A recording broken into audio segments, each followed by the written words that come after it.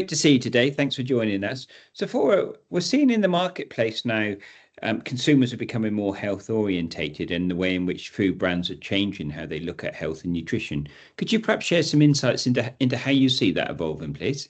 Yeah, great. Thanks, Mark, for having me today. So, from my perspective, I feel like the role of nutrition in food has shifted from back then, where we were just preventing or mitigating nutritional deficiencies in food. Now it's promoting into a more long-term health while enhancing mental and physical performance, and also reducing the risk of chronic diseases.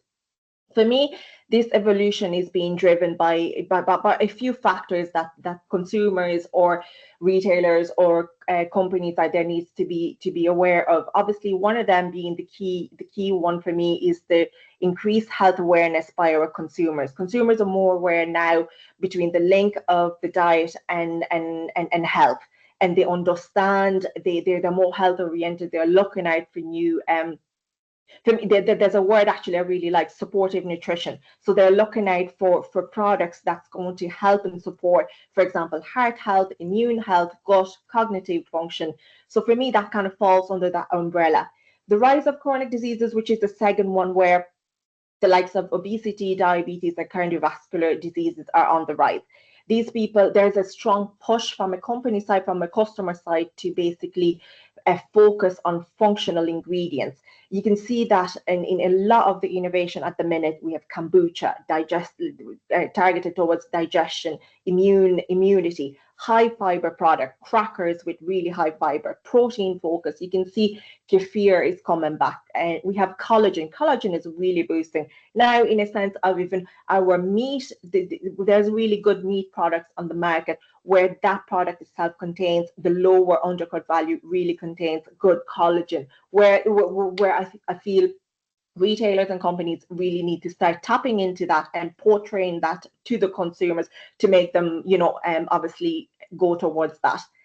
The third one is technological advancement, where we're seeing there's a really, really huge rise in it at the minute, where it's allowing for more kind of a more personalized or precision nutrition, where they're using kind of so basically have a customized nutrient dense product developed by these technological investments that can obviously cater for individual nutritional needs. And you're seeing kind of AI designs diets.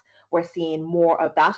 We're seeing smart nutrition. For example, people are inputting their biometrics data, as in their health, their weight, and they like to run or they don't like to run, their lifestyle, and you're kind of getting meal plans kind of coming out of from that side of it as well.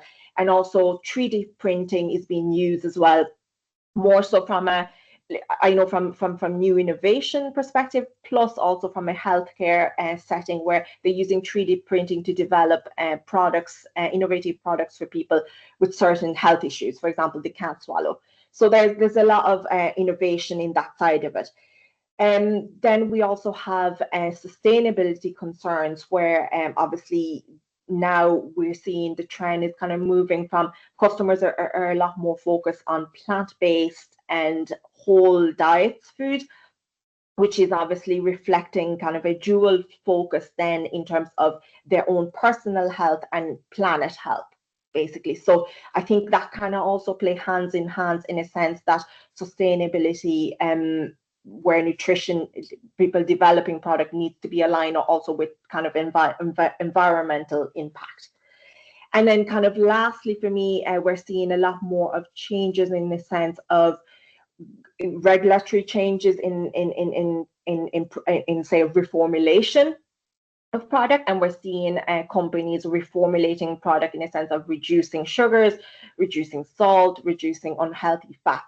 And by doing that, there's one key challenge we're seeing as well out in companies, is that obviously texture remain a really high important, taste, mouthfeel, everything because it's all about senses as well. And I feel that's like has to go hand in hand when companies are reformulating new products. So in a sense, nutrition is kind of has gone from being an afterthought to being kind of the core pillars of consumer decision, marketing, and product design, manufacturing. And obviously within that, we're kind of putting that kind of the holistic approach to more well-being and living well for longer, healthy aging, and obviously sustainability plays a big part of that. Fantastic. So, Sephora, thank you for sharing those insights. I think you're right. I think nutrition and food has never been such a focus, and I think nutrition and food has never been such an exciting playground as it is today, based on the tech, based on understanding. But most importantly, I think it's as you say, it's about ensuring that whatever changes we do to make food more nutrition, we continue to focus on taste, mouthfeel, and quality. Sephora, thanks very much. Look forward to talking soon. Lovely. Thank you. Bye. Right.